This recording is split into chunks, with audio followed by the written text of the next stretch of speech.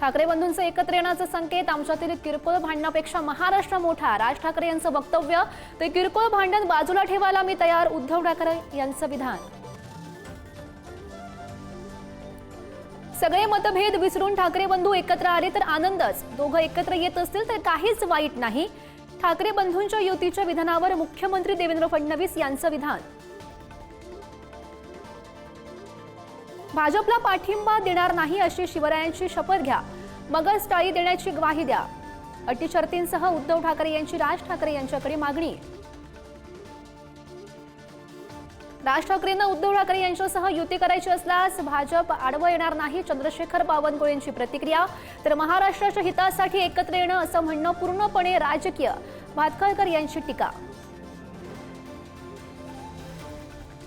राज ठाकरे यांच्या भूमिकेला नाकारण्याचा करंटेपणा आम्ही करणार नाही, युतीच्या विधानावर संजय राऊत यांची प्रतिक्रिया।